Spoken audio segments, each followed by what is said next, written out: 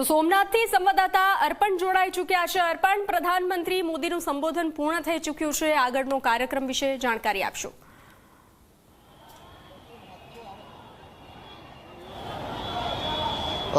બંસી, પ્રધાનમંત્રી નરેન્દ્ર મોદી કે જેમની સભા ટૂંક સમય પૂર્વે જ અહીંયા સંપન્ન થઈ છે, બસ હવે રાહ જોવાઈ રહી છે તેમના કોન્વોયને અહીંયાથી નીકળવાની। આપ જોઈ શકો છો જે એક્ઝિટ ગેટ છે ત્યાં એસ્કોર્ટ વાન, પાયલોટ વાન પ્રધાનમંત્રીના કોન્વોયની રેડી થઈ ચૂકી છે। કોઈ પણ ક્ષણે તે અહીંયાથી રવાના થશે સોમનાથ હેલિપેડ માટે અને અહીંયાથી પ્રધાનમંત્રી હેલિકોપ્ટર મારફતે પહોંચશે રાજકોટ કે જ્યાં સૌરાષ્ટ્ર અને કચ્છની જે રિજનલ વાઇબ્રન્ટ સમિટ છે તેનું વિધિવત તેઓ લોકાર્પણ કરશે, ઉદ્ઘાટન કરશે। એટલે પ્રધાનમંત્રી ઉપરાંત મુખ્યમંત્રી ભૂપેન્દ્ર પટેલ, નાયબ મુખ્યમંત્રી હર્ષ સંઘવી અને વિભાગના સંબંધિત મંત્રીઓ, અન્ય અધિકારીઓ ત્યાં પણ ઉપસ્થિત રહેશે। એટલે રાજકોટનો કાર્યક્રમ પૂર્ણ કર્યા બાદ પ્રધાનમંત્રી અમદાવાદ આવવા રવાના થશે કે જ્યાં તેઓ મેટ્રોના ફેઝ 2નું પણ લોકાર્પણ કરવાના છે। એટલે આવતીકાલનો આખો તેમનો જે કાર્યક્રમ છે તે પણ અલગ છે।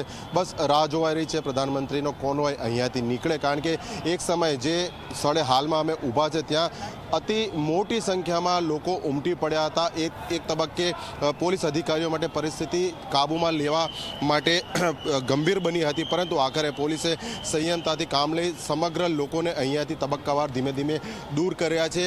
પોલીસના જે વાહનો છે તેને પણ સિસ્ટમેટિક રીતે અહીંયા ગોઠવી દીધા છે જેથી કરીને લોકો ફરીથી આગળ ન આવી શકે। આપ જોઈ શકો છો પ્રધાનમંત્રીના કાફલા ની જે પ્રથમ કાર છે તે અહીંયા નીકળી ચૂકી છે અને હવે પ્રધાનમંત્રીનો કોન્વોય અંદરથી બહાર તરફ આવી જે સોમનાથ હેલિપેડ છે ત્યાં તરફ જવા રવાના થશે। એટલે તમામ પોલીસ અધિકારીઓ સક્રિય થઈ ગયા છે, કારણ કે પીએમનો જે કોન્વોય છે તે નીકળી રહ્યો છે અને એક પછી એક બંસી જે વાહન છે હવે જે સભાગ્રાઉન્ડ છે ત્યાંથી બહારની તરફ આવી રહ્યા છે, જે આપણે જોઈ શકાય છે।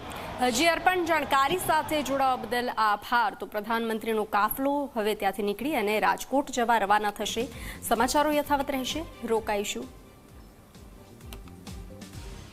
તો આ પ્રધાનમંત્રીનો કાફલો જે હવે સોમનાથ જવા રવાના થશે। સભાનું સમાપન થયું। શૌર્ય યાત્રા બાદ પ્રધાનમંત્રી મોદીએ સંબોધન કર્યું હતું।